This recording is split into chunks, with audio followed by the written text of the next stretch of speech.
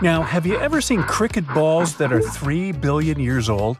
Klerksdorp spheres were found in deposits of the mineral pyrophyllite in South Africa and rock the science world. They do look like tiny ancient cricket balls with seams-like lines around the middle.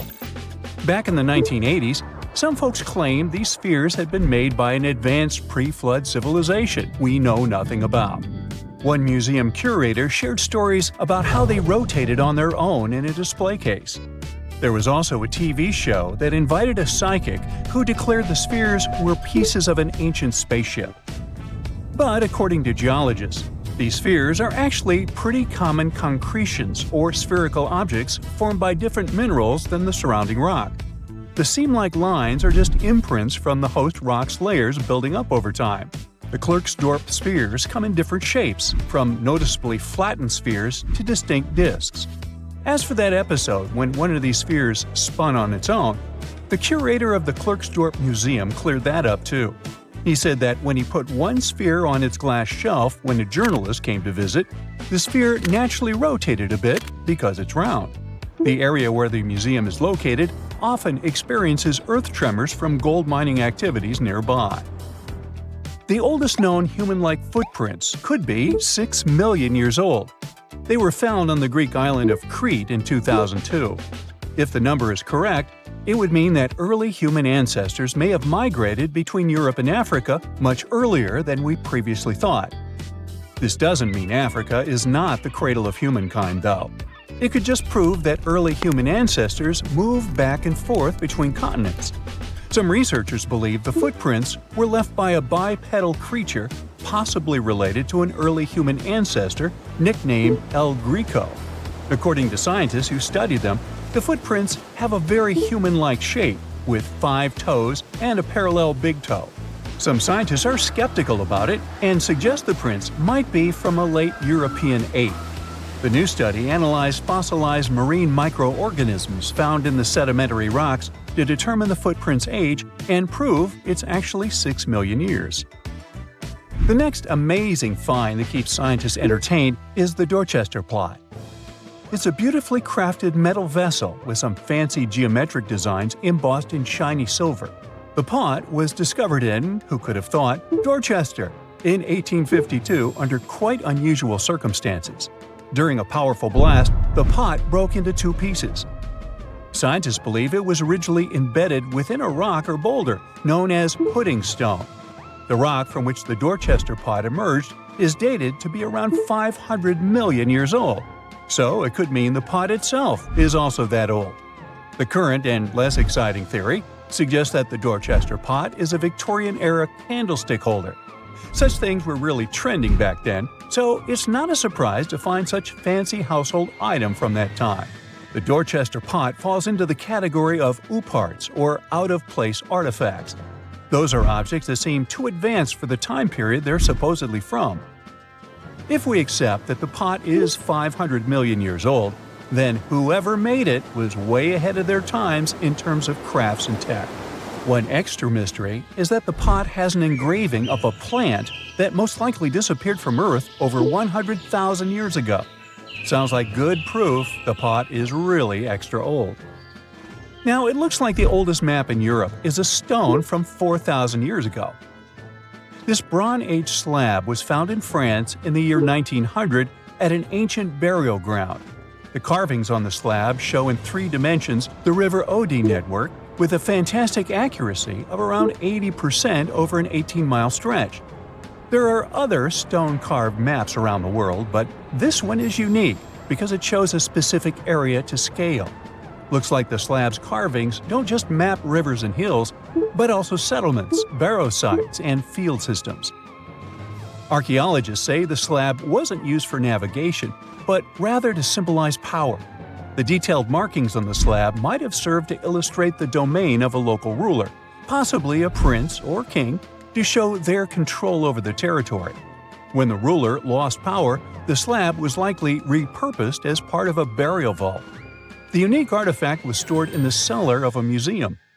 For decades, no one even noticed until several scholars read older reports about the slab and decided to check it out. They conducted a detailed analysis using 3D techniques. Their research proved that the creators of the slab had not only etched lines into the rock, but also modified its surface to reflect the topography of the landscape with high accuracy. The Salzburg cube, also known as the wolf's egg iron, was discovered in the late 19th century in Austria. Now, don't let the name mislead you. It doesn't look like a cube at all. It's more like a rounded object with two flat sides. Down the middle, there's a groove, and the surface is covered with pits and craters. This unique appearance is the reason why many people think it might be something out of this world. Workers accidentally found this artifact when they blew apart a piece of coal. The coal seam it came from is thought to be over 60 million years old. The Salzburg cube moved between museums, mysteriously vanished in the early 20th century, and then showed up again. A professor from Bonn University suggested it might be from a meteor, but they found no evidence of elements that you'd normally see in meteorites, like cobalt or nickel. Then researchers thought it must be a human-made object, possibly a Victorian-era candlestick holder. No one knows the true story of the cube or its current location. Yep, it disappeared again. Have you heard about the Meister print? It's a fossilized sandal print discovered in 1968, and it has sparked a lot of intrigue. There's a trilobite inside the print, which supposedly went extinct around 500 million years before humans even existed. But many historians think this age is an exaggeration. When Meister found the fossil, it was authenticated. But the scientist who did it didn't confirm it was a human sandal print. He only agreed there was a trilobite there. When another scientist visited the site, he found a 6-inch impression he believed was from a child's moccasin. But the footwear seemed to be new. So, could it be evidence of time travel? Proof that humans existed millions of years earlier than we thought? Or a sign that someone else visited early Earth? Or is it just a rock formation that looks like a sandal print? We still don't have the answers. Back in June 1936, a couple was walking along Red Creek in London, Texas. London, Texas? Yeah, when they stumbled upon something unusual. It was a piece of wood sticking out of what seemed to be an ancient rock formation. About 10 years later, their curious son decided to crack open the rock to see what was inside. And he saw a hammer, which looked surprisingly modern. Then, one unique finds enthusiast decided that the rock encasing the hammer was from the Cretaceous period. This would mean that someone dropped a 19th century hammer while dinosaurs like Triceratops were still roaming the earth. So, if this hammer was truly from the Cretaceous period, then the whole evolutionary theory would be wrong. And if the hammer was modern, it would mean the Cretaceous rock formation it came from was much younger than we thought. But the real answer was much simpler. The hammer was indeed modern, and geological processes had encased it in rock. Minerals can harden around an object in a relatively short time. So the hammer was probably dropped by a miner a century or so ago, and the rock formed around it afterwards. And no, it wasn't a Victorian-era candlestick holder either. Have you heard of Göbekli Tepe? It's an ancient site in Turkey that literally made historians rewrite history books. Over 11,000 years ago, a group of prehistoric humans crafted an enigmatic masterpiece that's even older than Stonehenge.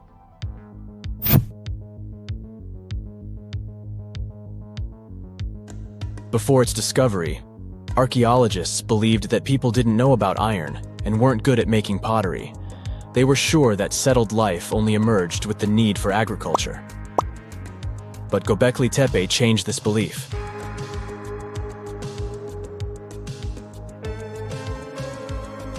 The place has revealed that it was the temple that paved the way for a settled life, not agriculture. Until this discovery, researchers believed that farming was the catalyst for sedentary living. Meet Professor Schmidt, the guy whose findings changed this theory. He managed to prove that hunter-gatherer communities laid the very foundations of this way of life.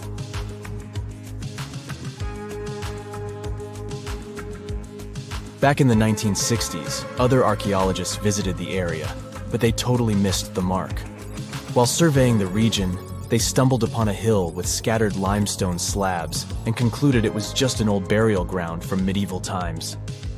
Little did they know that there was so much more to uncover.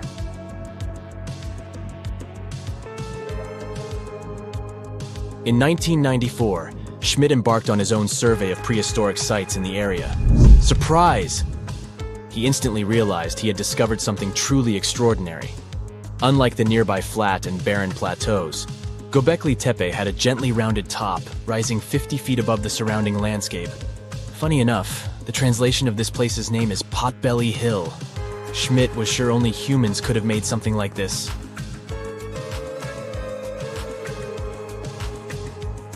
Those broken limestone pieces that were mistaken for gravestones turned out to be way more exciting.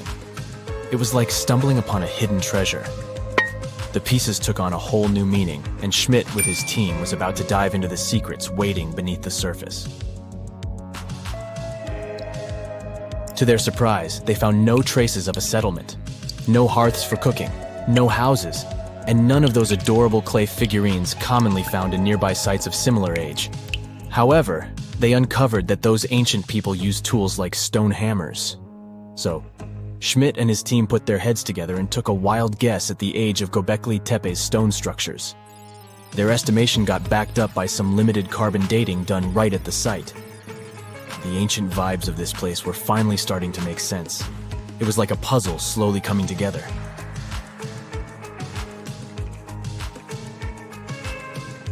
You may think that back then, people didn't have special tools to create something as cool as Göbekli Tepe. Not true. Turns out, these prehistoric folks used flint tools instead of fancy metal chisels. They were also skilled at chipping away softer limestone and crafting pillars right on the spot. Afterward, they carried the pillars a short distance to the summit and placed them upright. Once the stone rings were complete, they covered them with layers of dirt. Over time, they added new rings, and voila! You've got a cool hill to impress people in the future.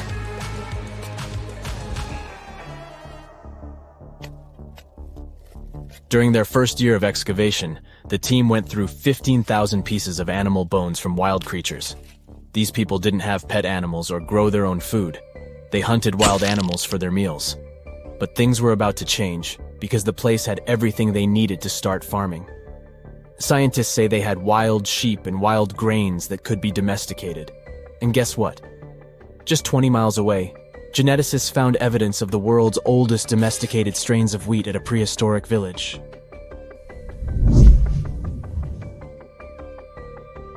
These amazing findings have completely changed how we view civilization. In the past, experts believed that people needed to learn how to farm and settle in one place before they could build temples and develop complex societies. But guess what? Schmidt's research flips that idea on its head. He claims that the incredible effort put into constructing these astonishing structures actually set the stage for the development of advanced societies. It means that societal and cultural changes happened before agriculture. Schmidt has this fascinating hypothesis about Göbekli Tepe. He thinks it could have been a special burial site where people left their loved ones. And here's the twist. The burial site was adorned with fancy statues and symbols representing deities from the spiritual realm. The idea that Göbekli Tepe could have served as a sacred place adds another layer of complexity to the whole story.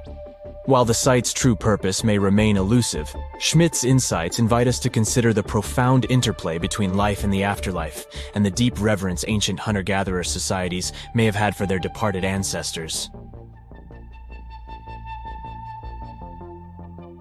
Now let's talk about the stars of the show, the mesmerizing T-shaped columns that dominate Göbekli Tepe. These mysterious structures range from 10 to 20 feet tall and most likely represent stylized human figures. But one figure stands out from the rest, the three-dimensional lion relief. This depiction really fires up our imagination. Why? Because it hints at the possibility that lions roamed Anatolia during the Neolithic period.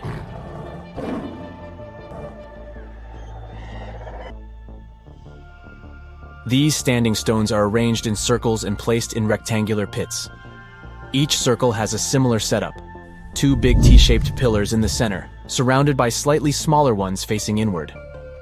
Talk about a stylish arrangement. These towering pillars reach a whopping 16 feet and weigh between 7 and 10 tons. Some pillars are plain and simple, while others are like works of art with intricate carvings. Foxes, scorpions, and vultures come to life, crawling and twisting on the pillars' sides. But it's not just animals depicted on these stones. Some pillars have abstract shapes representing humans, and even small carvings of clothing items. Some of them even have belts. Now, there's one pillar that stands out from the rest like a rock star. This super old stone pillar suggests that a comet crashed into Earth.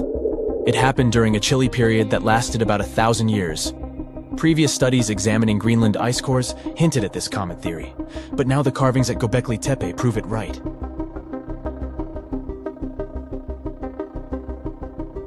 The carvings on the pillars are like a historical comic strip. They even show a headless human figure. Researchers fed the images into a computer and discovered their connections to constellations, indicating that this temple might have been an ancient observatory. It's like our ancestors were trying to document this cataclysmic event in their own unique way. Archaeologists have been excavating and researching Göbekli Tepe since the mid-1990s, peeling back layers of history and providing us with a deeper understanding of the intricate relationship between various elements. They have no plans to stop the whole process for another 150 years. Who knows what else they'll find? You see, Göbekli Tepe has been labeled purely as a ritual site with no signs of domestic activities. We were led to believe that the absence of water meant it couldn't support semi-sedentary communities. But scientists believe it's time to shake things up and approach Göbekli Tepe with fresh eyes. It's time to question what we believed before and use new evidence and different ways of thinking. Like, there might have been a group of people living in the area who didn't stay in one place all the time. They moved around a bit but still had their own civilization, living in the area semi-sedentarily. Göbekli Tepe is not just home to a single temple, but an astounding collection of over 20 ancient structures. As archaeologists delve into the depths of this wonder, they are unraveling its unique layout, featuring two prominent focal points at the heart of each establishment, complemented by smaller structures and dividing walls. What's even crazier is that in this area, there are over 200 obelisks, which are narrow tapering monuments. In February 1961, 3 adventurous rock lovers were searching for geodes near Olancha, California. They took one of their findings home and studied it because it looked pretty unusual. They managed to cut through the matrix and discovered something unexpected inside. Instead of the usual mineral formations, it had a cylindrical object resembling porcelain inside. There was a metal shaft at its center, and around it, a hexagonal sheath made of copper and some unidentified substance. Its discoverers were hoping they had found an example of some unknown technology from 500,000 years ago. It could be proof that there was a hyper-advanced ancient civilization like Atlantis, or that time travel was real. Maybe someone came all the way from the future and accidentally dropped the item. Or maybe some intelligent extraterrestrial beings brought it when visiting Earth. If any of these theories were true, it would mean that scientists have to completely rewrite all human history as we know it. But not everyone shared the excitement, and truth seekers and alternative archaeology circles were trying to solve the mystery of the so-called Koso artifact until the late 90s with theories and debates. Then a group of skeptics took images and x-rays of the discovery and showed them to spark plug collectors. They have identified the artifact as a spark plug with corroded metal components from the 1920s and not ancient technology at all. Almost 20 years later, one of the co-discoverers of the artifact agreed to take it for inspection at the University of Washington. They officially confirmed it was a 1920s-era Champion spark plug. And the stone matrix containing the artifact wasn't a geode, but a concretion. Those can form because of natural processes over decades or years, but not millennia. The Koso artifact is a good example of an out-of-place artifact, which is a thing in pseudo-archaeology. It's something found in a place or time where it shouldn't logically be. These artifacts seem too advanced for the time period they're found in. They could also mean human activity existed when humans weren't supposed to be around. The Baghdad Battery is another example of such an artifact. It was found in the 1930s by a German archaeologist and consists of a clay jar, a copper cylinder, and an iron rod going through the jar's stopper. Its top, which was broken off, probably had been sealed with asphalt. Its discoverer noticed that it had two different metals and possibly an electrolyte, which are key components of a battery. There are no ancient writings to support this theory, but when scientists ran tests and filled it with an ionic solution like vinegar or wine, it showed that it could conduct electricity. If it really was a battery from 2,000 years ago, it might have been used in ancient medical practices, or even embedded in statues to make it look like they were buzzing to impress people. Kionich, who found it, believed it was used for electroplating, a process for coating metals. Even if it was used as a battery, the Baghdad artifact could only produce a small amount of energy, around 1 volt of electricity. So, some people believe it was used as a storage container for sacred scrolls. Back in the 1930s, a couple stumbled upon something strange while walking along Red Creek in London, Texas. It was a piece of wood sticking out of what looked like an ancient rock formation. Around a decade later, their son, who was really curious to find out its secret, decided to crack open the rock and found a surprisingly modern hammer inside. This discovery caught the attention of Carl Bau, a young Earth creationist who claimed the rock surrounding the hammer dated back to the Cretaceous period. He saw it as evidence against evolutionary theory. After some investigation, scientists proved that the rock was not as ancient as it seemed. Geological processes have just encased the modern hammer over time, so it wasn't evidence of humans coexisting with dinosaurs like the Flintstones, as some hoped. It was just a case of a miner dropping his hammer centuries ago and nature doing its thing. A Chinese archaeologist supposedly stumbled upon some caves that seemed to serve as a burial ground for small beings with big, oval heads. Alongside these remains, there was rock art depicting figures with round helmets, the sun, the moon, the earth, and stars connected by groups of pea-sized dots. They also found over 700 mysterious stone discs etched with spiral grooves. Things got even weirder when these discs were sent to a Chinese professor who claimed the grooves were actually written characters. According to his translation, the discs told the tale of Dropa visitors from another planet who had crashed their spaceship on Earth about 12,000 years ago and had tried to live among us until they were hunted down by locals. But there's no concrete evidence that any of this actually happened.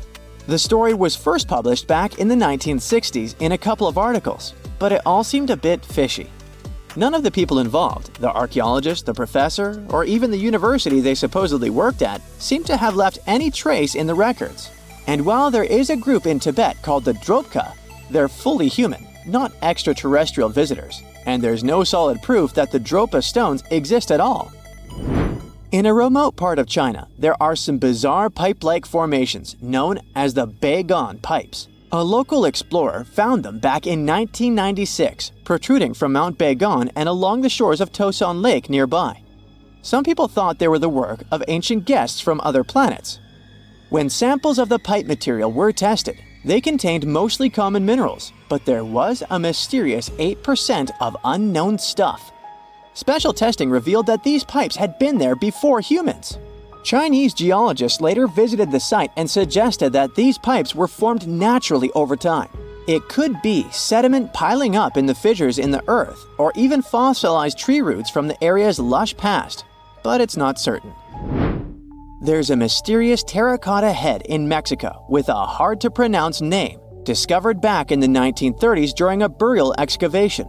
This head looked a lot like fancy Roman statues, so it wasn't clear what it was doing in Mexico. For some reason, the discoverer kept it secret for several decades. The head was found in a pyramid with 3 floors about 40 miles from Mexico City, alongside gold, copper, and pottery. Some argue that if this head really is many centuries old, it could mean the Romans or some other civilization had made it to Mesoamerica before Columbus did. There are also drift voyage theories mentioning a shipwreck after which some artifacts and survivors made it ashore. Some suggest that this figurine head was a little souvenir brought over by the Vikings. But there's no solid archaeological proof of the Vikings meeting the folks in Mesoamerica. There are some artifacts floating around, but none of them have been stamped as undeniable evidence of pre-Columbian contact, so the mystery of how this head ended up where it did remains unsolved. While digging a trench along a river in Romania, workers found a wedge, which is now famous as the aluminum wedge of Ajud, or the object of Ajud. Right next to it, there were some mastodon bones. Those distant relatives of elephants lived 11,000 years ago, so the wedge is probably of the same age. The cool part is that it's made of aluminum, a metal not even discovered until the 1800s. This material requires serious heat to produce. The wedge is also covered in a thick layer of oxide that's been sitting there for hundreds of years. Some folks believe this wedge must have crash-landed here on a spacecraft from some other planet. Some scientists think it's all a hoax, and others suppose it might be a human-made object with an unknown purpose. Welcome to Rapa Nui, better known as Easter Island. It's a tiny speck in the vast Pacific Ocean, 2,200 miles away from the coast of Chile. This island is most famous for its eerie moai statues. This place is also home to one of the most mysterious writing systems in the world, called Ronga Ronga. We found it on 27 small wooden tablets. For years, historians have been arguing about the true history of these tablets, and now we might have found the truth. Humans first set foot on this island in the 12th century. For many years, it was home to the Rapa Nui people. They were pretty isolated out there in the Pacific Ocean until Europeans arrived in the 1720s. Europeans brought with them lots of troubles, leaving only a small fraction of the native population alive. Later in the 19th century, a missionary, Eugene Iro, went to the island and discovered the wooden tablets with intricate symbols carved on them. He wrote how marvelous they are, but there are hundreds of them on the island, and that they can be found in every household. But unfortunately, not all of them survive to this day. We've only got 27 of them. Some of them were heavily weathered, burned, or otherwise damaged, and now they're scattered all over the world in museums and private collections. Some of the language's artifacts were carted off to Tahiti and then to Europe by Europeans, leaving none behind on Easter Island itself. The 4 sacred tablets found their home in a congregation in Rome. They were the ones used in the recent discovery. For years, historians have been arguing whether this writing system was made up by the islanders themselves or they borrowed it from Europeans. To find the truth, they decided to use a technique called radiocarbon dating. All organic materials like wood, charcoal, and so on contain a tiny amount of a radioactive form of carbon called carbon-14. When life comes to an end, things stop taking in carbon-14, and the amount they had starts to decay over time. By measuring how much carbon-14 is left in a sample, we can assume how old this sample is. This is how we learn the age of many fossils and artifacts. So, they looked at the age of some Ronga Ronga tablets. 3 of them were crafted from trees grown in the 18th or 19th century, which aligns with the arrival of Europeans. However, one of them is older than the Europeans' first visit to the island. There are 2 reasons to believe that Rapa Nui people created this writing system themselves.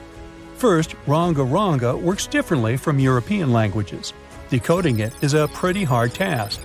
Unlike English, this language boasts over 400 unique glyphs, none of which resemble any known writing system. There were many attempts to decipher this language, and none of them were successful so far.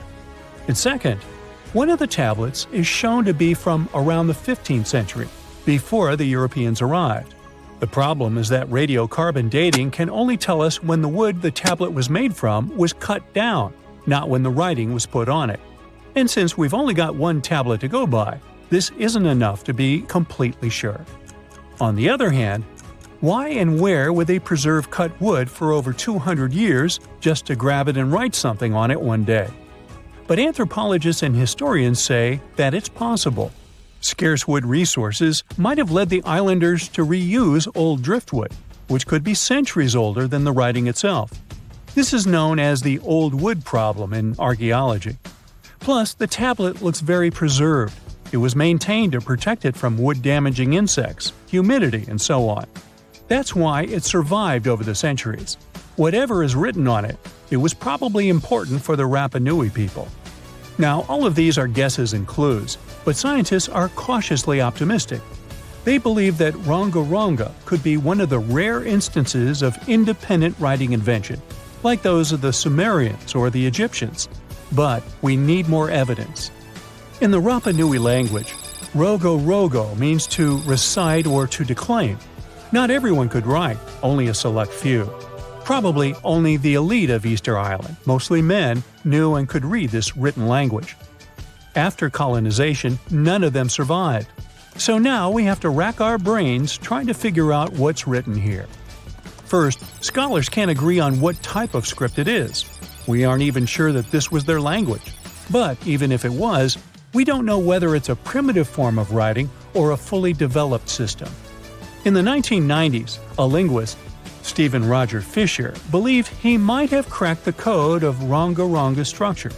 His idea was that these tablets conveyed cosmogonies. Cosmogonies are stories or narratives that explain how the universe was created and how natural phenomena came to be. They often come from ancient traditions and cultures, like those found in East Polynesia. The tablets could have talked about things like how the world began, where everything came from, and how different aspects of nature, like the stars or the mountains, were formed. This would also explain why only the wise elite could write. Fisher thought that Ronga-Ronga is a mix of logographic and semasiographic systems, which means that some symbols represent spoken words, while others represent ideas or concepts. But deciphering them would be very hard because it requires extensive memory and knowing context, because the symbols are more like hints than complete expressions.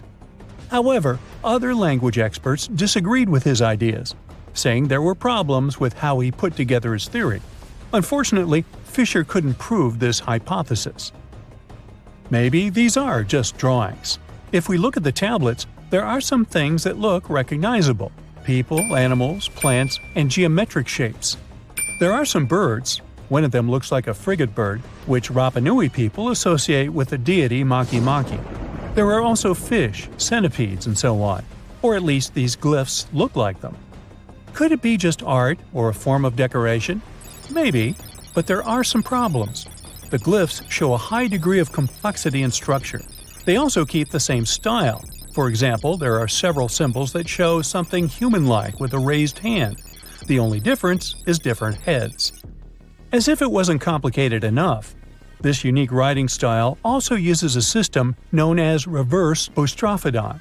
This means that each alternate line is flipped upside down, resembling nothing seen elsewhere. We don't know why they would turn the tablet upside down after each line. But all this shows that they had some sort of system and organization behind these symbols. Plus, it seems like they use these tablets every day for some practical purpose. But there's some hope for the future. New technology, like AI and other computer programs, might help us understand lost languages. We already started creating algorithms that could help us solve other mysteries, like the Voynich manuscript. Academics even organized the Vesuvius Challenge, a machine learning competition that, in 2023, cracked the riddle of the ancient Herculaneum scrolls. The scrolls were buried under volcanic mud after the catastrophic eruption of Mount Vesuvius in 79 AD. In real life, the scrolls are very fragile, so deciphering them would be a very hard task. But with digital scanning and machine learning, it's much easier. They have a rich history. They most likely belong to the personal library of an Epicurean philosopher named Philodemus. These scrolls contain very important insights into Greek philosophy and Latin literature. If we decipher more of them, we'll learn more about the rich history of the Roman Empire. There are entire communities of unusual tiny organisms that live in lagoons in Patagonia, and they are some of the first forms of life ever. No one had known about them until two scientists, Brian and Maria, went to explore certain areas in Patagonia.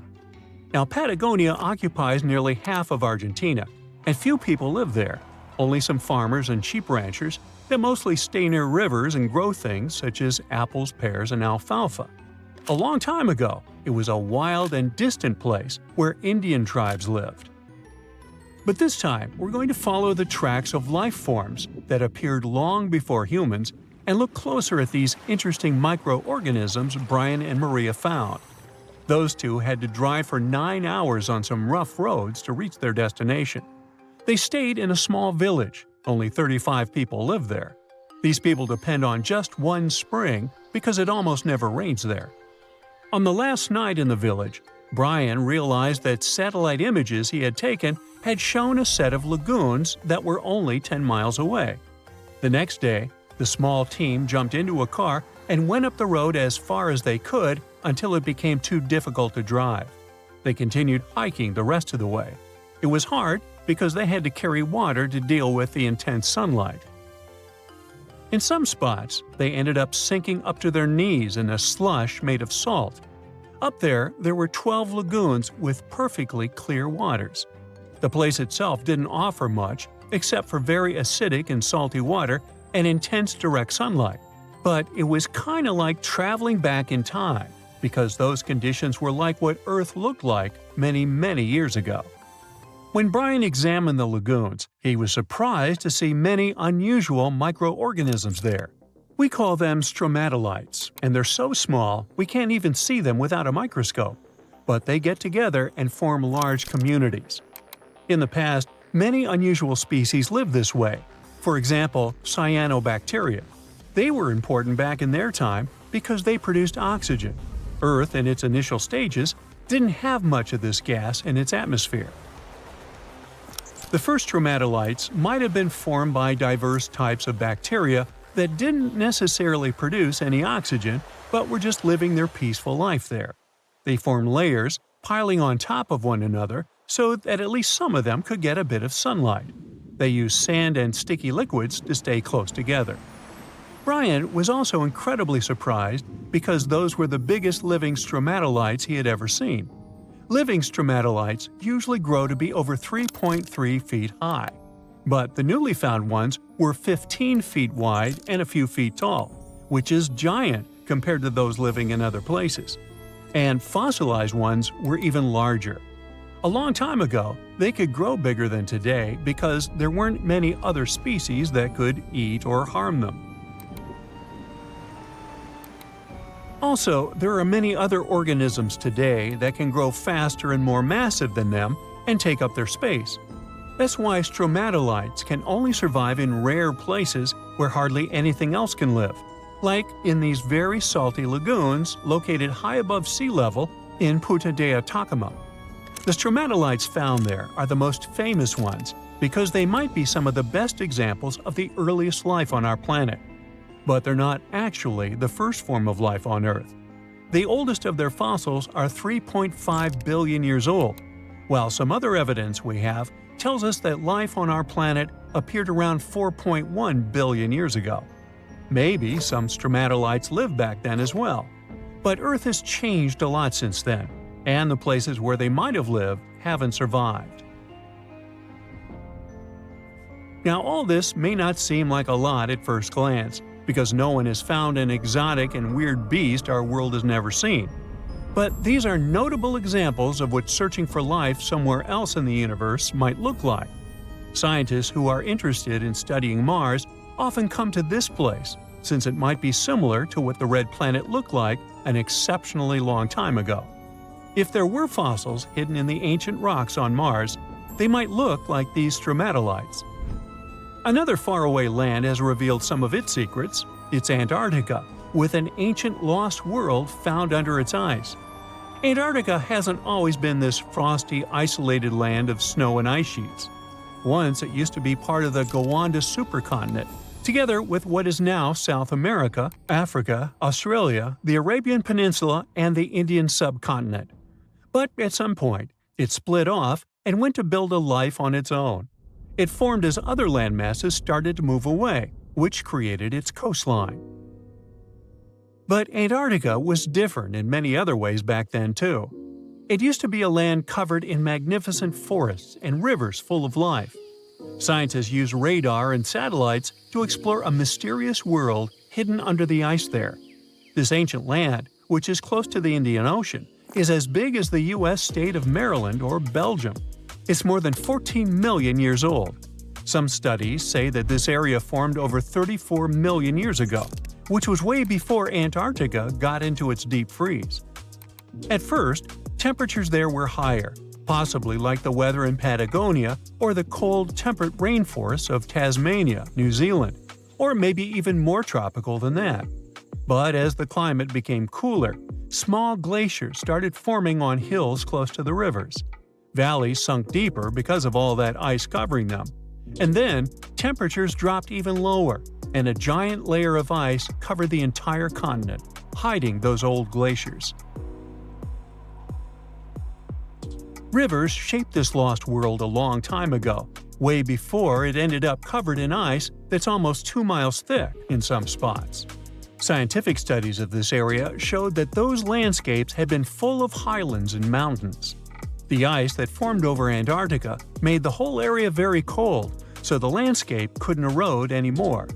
This means everything has remained basically the same and untouched under the ice for millions and millions of years. What's interesting is that we know less about this land hidden under the ice than about the surface of Mars. One way to explore it would be to drill through these ice sheets to check for samples of sediments below. They could tell us more about the ancient flora and fauna frozen underneath. It's not a new method. A similar method was used to collect 2-million-year-old samples in Greenland. Australia has a secret world too. Ancient organisms were found hidden in rocks in the northern parts of the continent that are about 1.6 billion years old. These microscopic things are part of a family called eukaryotes. The members of this family that exist today include plants, fungi, animals, and even those tiny organisms with just one cell, such as amoeba. All living things with nuclei in their cells, including us, can trace their family tree back to one of the oldest members of this family. That one is called the last eukaryotic common ancestor, and it lived more than 1.2 billion years ago. Those ancient organisms were more complex and bigger than bacteria. Maybe they were the first predators on Earth, hunting bacteria. Imagine you were chosen to answer one of history's most important questions. What was the first civilization on Earth? The job description is simple, yet the task is extremely challenging. You need to unearth the proof of the world's first official civilization. Was it the Sumerians in Old Mesopotamia? Or was it the ancient Egyptians spread out along the Nile River? Not to make you nervous or anything, but history is quite literally in your hands. Good luck! Since you can't turn back the clock and visit Old Mesopotamia to get the answers to your questions, you'll need to research museum databases in order to get some clues. First things first, we need a definition of what is considered a civilization. It's not just thousands of people grouped together and living harmoniously. There are some key elements that together make a group of people a civilization. Like, for example, the domain of urbanism, aka city building, irrigation systems, and writing. You decide to begin your search by diving deep into the history of the Sumerians, which today hold the position of the world's first civilization. Now, imagine being the first of your kind. This means having no external examples. Rather, it means starting from scratch. First thing you'll need? A piece of land. And since there were no active water companies in the world at that time, you'll need a piece of land with easy access to water. So, the Sumerians settled between two major rivers, known as the Euphrates and the Tigris in southern Mesopotamia around 5000 BCE. Fun fact, Mesopotamia translates to the land between two rivers. On a modern-day map, it's more or less where Iraq is situated today. Together with land, a civilization needs ways to get food. The Sumer civilization had to face a dry and hot climate, but they managed to make agriculture thrive in the region. By diverting river waters and creating reservoirs and dams, the Sumerians allowed for a series of settlements to emerge across Mesopotamian plains. The famous city of Babylon was one of them. You know, the city that supposedly had those hanging gardens? I say supposedly because no definitive proof of the real existence of this monument has ever been found. However, it was considered one of the 7 wonders of the ancient world, and cited as a remarkable feat of engineering in an ancient book published around 290 BCE. Although no record was found of the Gardens of Babylon, the Sumerians were recognized as extremely skilled builders. Their cities were filled with mud brick constructions, and the most impressive ones were known as ziggurats, stepped pyramids that were built for spiritual purposes. The Sumerians built a trade network to supplement scarce resources and started to exchange goods with civilizations rising nearby, like Anatolia and Egypt. The beginning of trade was what drove the Sumerians to develop what is believed to be the world's first writing system. It began as a simple system, likely dating back to 3400 BCE. In this system, each syllable was represented with a drawing. Later, it gradually evolved into a fully formed cursive writing system. Don't believe me? Take a look at this piece from the Babylonian times. This huge basalt plaque is called the Hammurabi Code. It's known to be humanity's first collection of written laws. As far as the story goes, it was carved in volcanic stone around year 1760 BCE. Look at the precision of these carvings. It's quite astonishing. But the content is also surprising, since these 282 rules vary from commercial regulations to strict laws of justice. The thing is, historians don't have a consensus on whether the Sumerians were really the first ones to invent writing. Some think it might have been old Egyptians. Let's pause here. Ancient Egyptian settlements are believed to have started around the year 5500 BCE, which is earlier than the Sumer civilization. But remember I said a civilization needed a few things before it was considered as such. Ancient Egypt consisted of several smaller city-states, such as Memphis, Abydos, and Thebes, spreading out along the Nile River. It wasn't until 3000 BCE that Egypt was unified under one kingdom and lasted as an empire until nearly 1000 BCE. Although there is no consensus on this, some Egypt experts believed that it could have been Sumerian immigrants that founded early Egyptian settlements. The proof could be the presence of cylinder seals made of hard stone, something that was widely used in Sumer. These seals were used to guarantee authenticity in legal transactions, but it's hard to say whether this method was introduced by Sumerian immigrants or simply by trade. Since the time period is not one of the criteria we can use to determine who came first, we'll have to turn to something else. But what? Like the Sumerians, the Egyptians were also highly skilled builders. Duh, they built the famous Giza pyramids and many others all over their territory. In order to enhance their building techniques, they delved into developing a more profound understanding of mathematics. They developed a new form of measurement called the cubit, which was the equivalent of an arm's length. The Great Pyramid, for instance, is 440 cubits per 440 cubits. They were also innovative astronomers, combining their mathematical skills with attentive astronomical observation. They were the first civilization to use a 24-hour division of the day. And they even created a solar calendar, which was the first dating system in history to feature 365 days in one year. Okay, it's undeniable how impressive they were. But some experts say that the dispute has to be settled through the comparison of their writing systems. Hieroglyphic writing, the first Egyptian style of writing, is said to date back to 3000 BCE. It was a composition of over 700 symbols, which were carved in stone. For a long time, researchers believed that the Sumerian writing had come before Egyptian. But in a recent discovery made by Yale researchers claims otherwise. Archaeologists have discovered a panel of 4 signs that are believed to have been written around 3250 BCE. Oh, and they've also found another rock drawing depicting a pregnant elephant that can date back to 4000 BCE. Now, there's also a third possibility that fewer people seem to mention: the Indus Valley Civilization, also known as Ancient India, located around the area of modern-day Pakistan and India.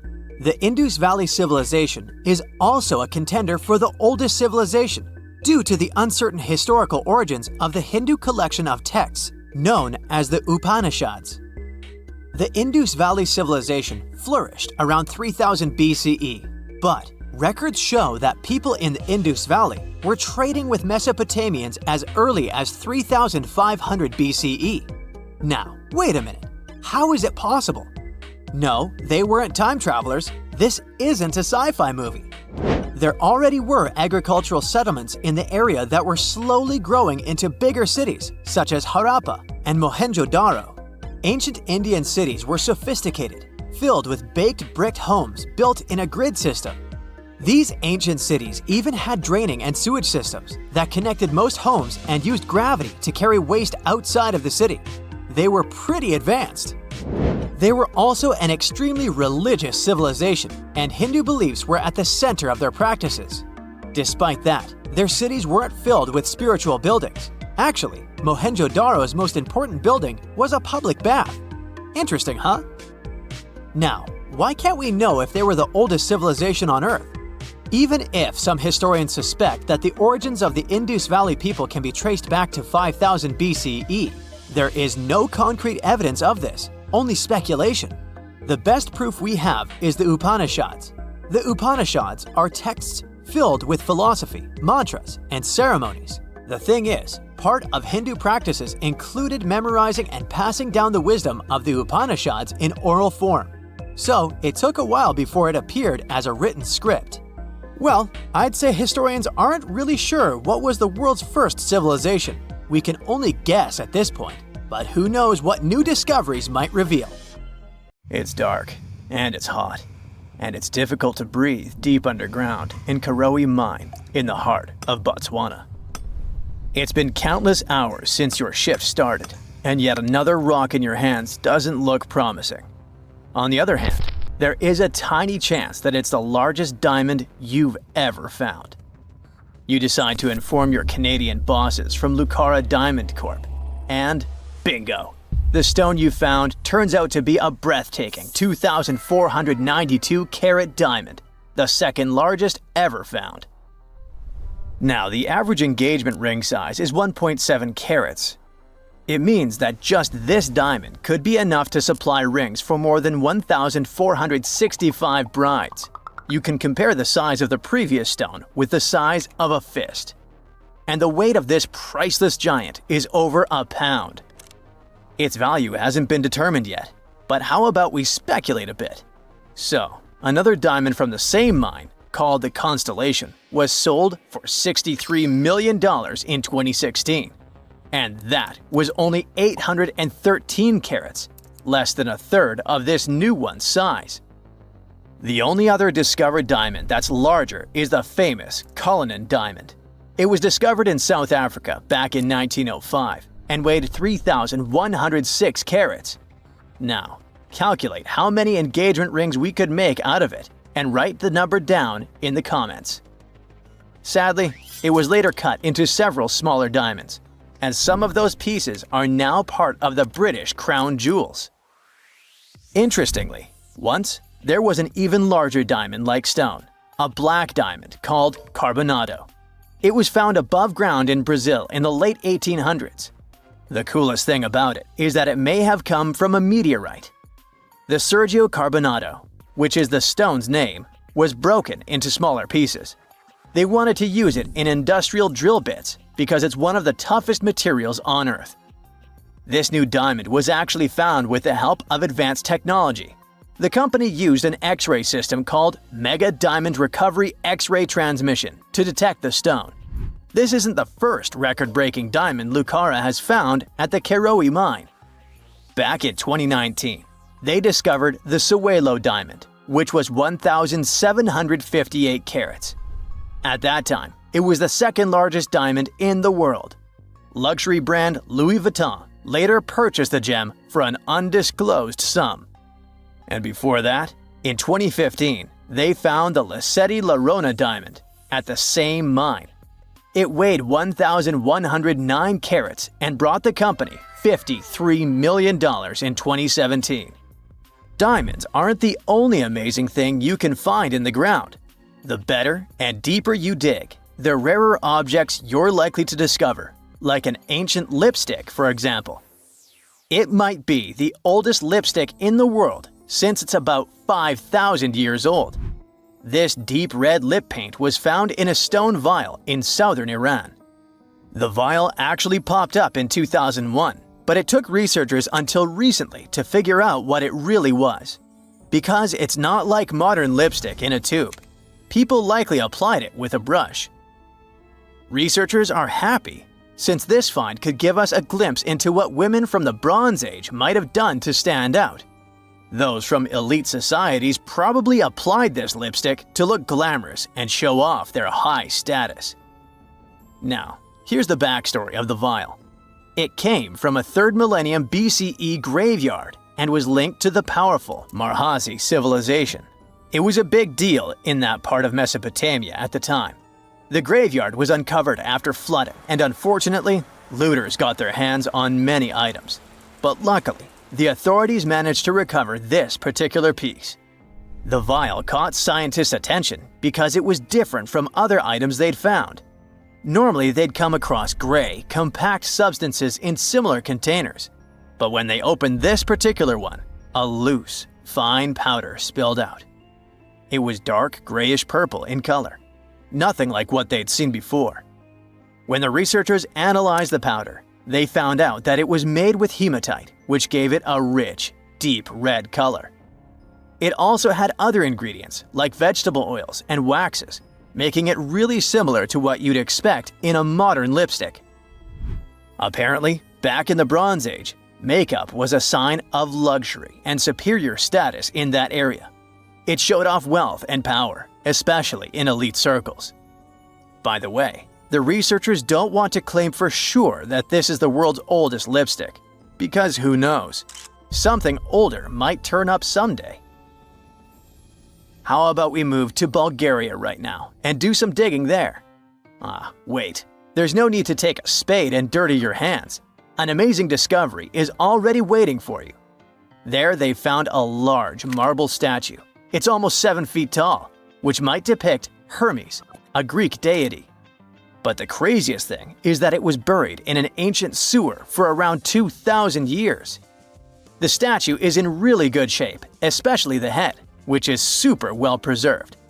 There are some cracks in the hands, but overall, it's in surprisingly great condition, according to the scientific director of the excavation. And here's how they found the statue. The team was doing a routine dig in southwestern Bulgaria, near the Greek border. This area used to be part of the ancient city of Heraclea Sintica, which dates back to the 4th century BCE. While digging, the researchers stumbled upon the statue's marble foot. From there, they carefully uncovered the rest of it. It was a total surprise for them, since they didn't expect to find anything like this. Right now, the team is working on safely removing the statue from the sewer. It's really heavy, so they're using a crane to lift it out and transport it to the History Museum in Petrich. Once they restore and conserve it, the plan is to put it on display. Experts are very excited about this find. It could teach us more about the local culture in Heraclea Sintica, which isn't a very well-known ancient site. Now, if you're dreaming of making discoveries like this one but don't have a degree, don't lose heart. Even an amateur can make a scientific breakthrough. For example, you could find a Roman dodecahedron. It's this weird, mysterious 12-sided metal object about the size of a grapefruit, and no one really knows what they're used for. Historians have been scratching their heads about these things for centuries. This particular dodecahedron was discovered last summer in a farmer's field near Norton Disney, about 35 miles southeast of Sheffield. A group of volunteers had already found Roman coins and brooches in the area, so they knew the field might hold more treasures. A geophysical survey had shown areas underground where the Earth's magnetic field was disturbed, hinting that something might have been hidden there. The team started digging trenches during a 2-week excavation. On the second to last day, in Trench 4, someone spotted the dodecahedron. Richard Parker, the group's secretary, was nearby making tea when he heard the shout. He said they were all shocked because they hadn't found much metal, and then, boom, that awesome artifact simply popped up. The extra cool thing about that dodecahedron was that it was complete, which is rare. Many others found before were broken or incomplete. Plus, it's larger than usual. Roman dodecahedrons can be as small as a golf ball, but this one is closer to a grapefruit. Now, the dodecahedron is on display at a local museum. So far, over 100 Roman dodecahedrons have been found in northwestern Europe. mostly in former Roman territories like the Gallo-Roman regions. They date back to somewhere between the 1st and 3rd centuries CE. Each one is a hollow metal shell, usually made of bronze. It has 12 faces, with differently sized holes on each face. Around the holes, there are concentric rings imprinted into the metal, and at every corner where the faces meet, there's a small stud. There's no writing on them, and nothing in Roman texts mentions them at all. That's why nobody knows what these dodecahedrons were for. There are loads of theories. They could have been toys, dice, mace heads, or even tools for measuring distances in Roman artillery. Some people even think they were used for knitting gloves or even figuring out dates using the stars. But most of those ideas don't really hold up, so the mystery remains. Now, let's assume that another species, whether humanoid or dolphin-like, could have existed millions of years ago.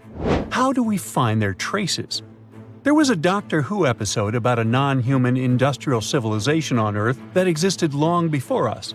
These reptiles, called Silurians, were forced deep underground by a catastrophic rise of temperatures on Earth, and there they thrived for centuries. That inspired scientists to create the so-called Silurian hypothesis. If there was an advanced civilization before us, we should find their traces somewhere. Well, let's try. Climatologist Gavin Schmidt and astrophysicist Adam Frank decided to dive into this themselves. Like us, any technologically advanced civilization would be hungry for energy. So they looked for global effects that would leave a widespread mark. For example, hints of large-scale industrial processes, like plants and factories, and their leftovers. Then comes the question of how long these civilizations would last. If they existed for a long time, we should look for long-lasting signs, like residues from burning fossil fuels, mass extinctions, synthetic chemicals not found in nature, and even traces of nuclear fission. Basically, we should search for the same kinds of things that humans are currently leaving behind as evidence of our activities.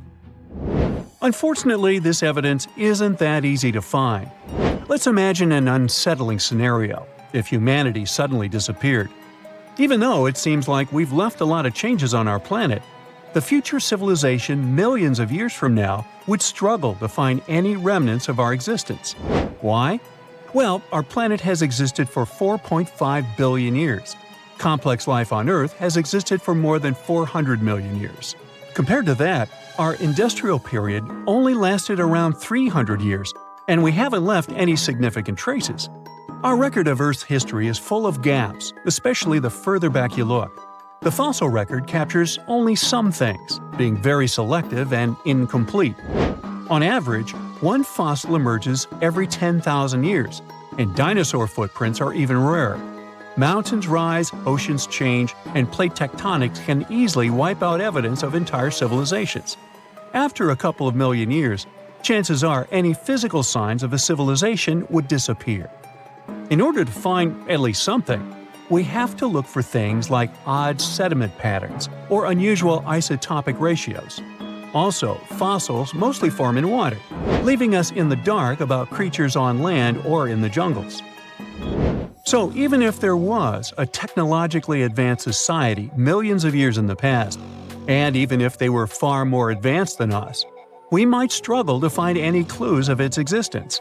Frank and Schmidt try to understand how we could ever hope to spot signs of them. Discovering actual cities would be the ultimate proof of a Silurian-style civilization on Earth. But Adam Frank isn't too optimistic. Even now, our cities cover less than 3% of the surface, making it easy to miss ancient city ruins. Whether a city survives over tens of millions of years depends on whether the land around it is sinking, getting locked into a rock, or rising, getting worn away by rain and wind. So, places like the French Quarter in New Orleans might have a better shot of making it into the geologic record than, say, Haight-Ashbury in San Francisco. When it comes to finding artifacts, the odds are pretty slim as well. No prehistoric iPhone would survive millions of years, fancy glass or not. Finding their fossilized remnants might be a bit more promising, but it's still tricky. Considering modern humans have only been around for about 100,000 years, It's quite possible that we might overlook any traces of an earlier advanced species. There is one thing, though. We could stumble upon their traces in rocks. Our current chaotic era might leave a distinct mark on the Earth's geological history, especially since we're basically experiencing PTM 2.0. I'll get to that in a moment. So they try to look at the changes in the carbon cycle. Humans have been releasing a lot of fossil carbon since the 18th century. This leaves a special mark in the carbon isotope ratio, like a signature that shows the difference between carbon in living things, such as seashells, and carbon in lifeless volcanic rock. Scientists also look for signs in the way sediments are arranged. Large coastal deltas might mean that there were bigger rivers made by folks in this hypothetical civilization. Traces of nitrogen could suggest big-scale farming, where they used a lot of fertilizer. Spikes in metal levels in the sediment could mean runoff from heavy industries. Of course, a single find like that wouldn't tell us anything. Schmidt says the key is to look for multiple signs together. Without clear artifacts, the uniqueness of an event might show in various clues rather than a set of changes linked to a single cause. On a quest for Silurian-style clues, scientists even decided to check the Moon. Some astronomers find it surprising that no one has looked into this before. They even joked about the possibility of dinosaurs building rockets and leaving traces on the Moon or other celestial bodies. These astronomers think that Earth-like planets tend to erase signs of civilizations on their surfaces. So they're exploring the wild notion that these beings might have been space travelers. In that case, remnants of their technology, known as technosignatures, could be lurking not only on our Moon but also on asteroids, or even buried on Mars. There they might endure for millions or even billions of years. Unfortunately, so far, despite digging into the past 380 million years and examining all suspicious events, the researchers haven't found a clear match for a technological civilization. They don't give up, though. Frank calls for more investigation. For example, we could study how modern industrial chemicals stick around in ocean sediments. This, he believes, could help us identify similar chemical traces in the Earth's history. If there are no traces, why do we even bother to find something like that? This research is based on Schmidt and Frank's recent papers. They were delving into the Anthropocene. It's the proposed epoch dominated by human activities on Earth. It's full of these things called hyperthermals. They're prehistoric events when temperatures on Earth sharply increased over a relatively short time. They're like extreme heat waves from the past. A great example of this is the Paleocene-Eocene thermal maximum, or PETM for short.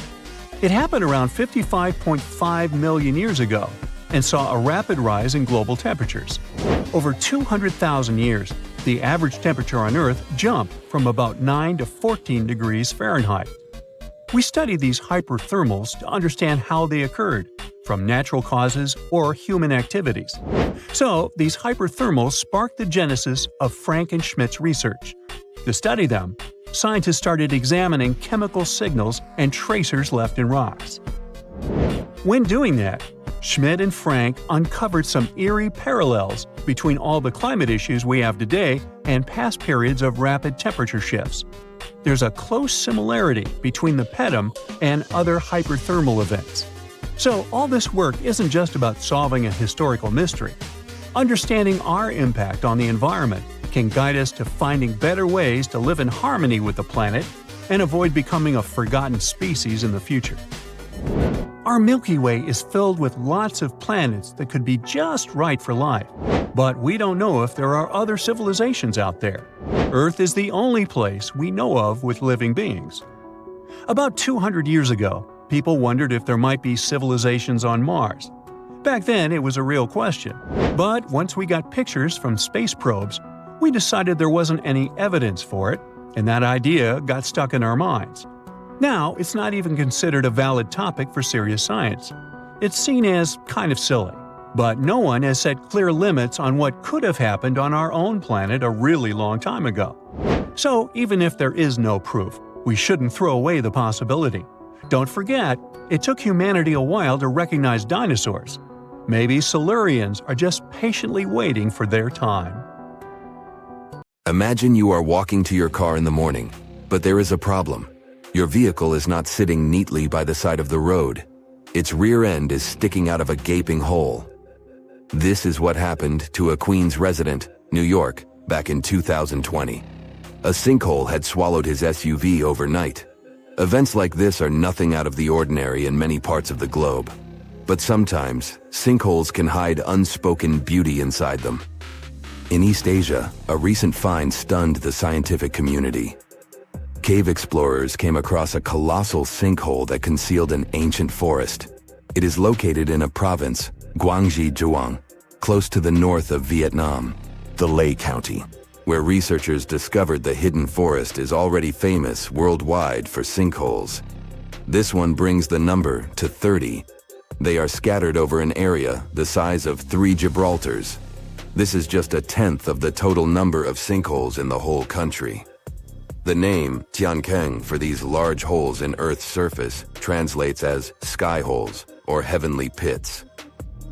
The dimensions of the new sinkhole are impressive. It is over 1,000 feet long, and it's pretty deep too. You could fit the Great Pyramid of Giza 1.5 times inside it. The sinkhole's total volume matches that of 2,000 Olympic swimming pools. The exploration team had to hike for hours to reach the bottom. It was all worth it in the end. They discovered a pristine underground forest that had no trace of human activity. Scientists estimate that the plants date back to the time of the dinosaurs. The foliage reached to the explorers' shoulders. Some trees were 2 times taller than the Hollywood sign. This discovery was amazing, but not entirely unexpected. Geologists were familiar with this type of landscape. In this part of East Asia, karst topography is pretty common. The word is Slavic in origin. Since the late 19th century, geologists have been using it to describe barren limestone regions. This type of landscape features fissures in the ground, caves, underground streams, and, of course, sinkholes. Karst forms in parts of the world with heavy rainfall. The water dissolves materials such as limestone or dolomite. This creates a scenery that many people describe as wild beauty. Karst terrains have a practical purpose as well. They are ideal for storing water that humans can drink. Around 700 million people around the world use these karst aquifers as their primary water source. In the United States alone, 40% of the groundwater used for drinking comes from them. Springs of Florida and the Mammoth Cave in Kentucky are just some of the most famous karst areas. Geologists classify around 1/5 of the U.S. land surface as karst. This type of terrain exists on other continents as well, in the Caribbean, Europe, Australia, and Asia. Due to local differences in climate and geology, karst doesn't appear the same everywhere. In the Spanish province of Malaga, the landscape consists of barren rock. This is what the karst regions of Italy, Slovenia, and Montenegro also look like. In East Asia, the landscape over the karst is green. This is because of the humid tropical climate. Sinkholes and cave entrances are usually hidden behind lush vegetation. The region's unique appearance got it inscribed on the UNESCO's World Heritage List in 2007. The world's second most populous country is home to 2/3 of the planet's natural occurring sinkholes, Tiankengs. They start to form when rainwater seeps into cracks in the limestone. Over time, the gaps widen as more and more material is washed away. At one point, the ground above the limestone becomes unstable. The end result is the collapse of the surface layer. This happens suddenly and without prior warning signs. Once a hole forms in the ground, water starts filling it up. Another way for a sinkhole to form is the existence of an underground cave. Its roof can collapse. The shape of such sinkholes resembles a funnel. It is wider at the opening on the top and narrower near the bottom of the pool. The most famous of these sinkholes are cenotes. They occur naturally on the Yucatan Peninsula in Mexico. The region is home to more than 2,000 cenotes. They are all former caves whose roofs had collapsed at some point in time, and they are filled with fresh water. The local people have been using them as water sources for thousands of years. The ancient Mayas gave them mystical symbolism. For them, the cenotes were passageways to the other world. In reality, They are just a feature of karst terrain. Sinkholes that form in regions with abundant rainfall and limestone beneath the surface soil. The depth of a sinkhole can vary significantly. The smallest are barely 3 feet deep. When it fills up with water, it turns into a pond. A large lake can form in the place of a large sinkhole. One example is the Red Lake in Croatia. The most impressive thing about it are the steep cliffs that rise above the lake. They are nearly 800 feet tall. The world's biggest and deepest sinkhole, Zhaoshai Tiankeng, lies in the vicinity of the Yangtze River. The outside world discovered it only in 1994. The hole is so deep that you could stack up 7 statues of liberty inside it. During the rainy season, a waterfall cascades from the pit's mouth into a cave system at the bottom. But not all sinkholes fill up with water. This was the case with the newly discovered giant sinkhole in Asia. It developed its own ecosystem. The high humidity and low temperature inside it were perfect for plant life to thrive. The very bottom of the hole is connected to an underground water flow. Scientists discovered 72 species of rare wild plants in the area. They are in danger of disappearing on the surface. But inside the sinkhole, they have found the perfect conditions for growth. The enormous opening in the ground is essentially a wildlife refuge. This was confirmed in 2021. That's when biologists discovered 2 species in the Yunnan province that they previously thought had gone extinct. Who knows what other animal and plant species are still hiding in there? Exploring these underground cave systems can be quite dangerous. They are often home to venomous snakes and mosquitoes. Even descending into a sinkhole is perilous. The cliffs are steep and stones are often very sharp. That's why the exploration of sinkholes in Asia is going slower than research would like. The sinkholes I've mentioned so far have all formed naturally. Erosion is the main process behind their creation. But the ground can also open because of human activity. Everything from a construction site to a leaking sewer pipe can cause the earth to give way. Sinkholes in urban areas pose a risk to infrastructure. One of the most famous examples of this happened in Japan in 2016. A busy street in downtown Fukuoka collapsed near the main train station. The sinkhole severed power lines and pipes that lay underground. Luckily, no one was injured. The diligent Japanese engineers repaired the damaged road section in just 48 hours. The biggest issue with sinkholes is that you never know when and where they are going to open. The best tool that geologists have for detecting underground cavities is ground-penetrating radar, GPR. It resembles a land mower. The operator goes up and down a troubled area to scan the ground underneath. The radar sends out impulses that detect any contrast between different materials. It feeds back this info in the form of a 2D or a 3D image. Once engineers detect a potential sinkhole, they use different techniques to stabilize the ground above it. The simplest method is called grouting. It involves filling the hole so it won't collapse. The most common materials are polyurethane foam and cement. The alternative is to lift a structure above the sinkhole. This technique is called underpinning. Workers drive steel rods into the load-bearing deeper layer of soil. This is the same construction method engineers use to erect stilt houses above the waterline.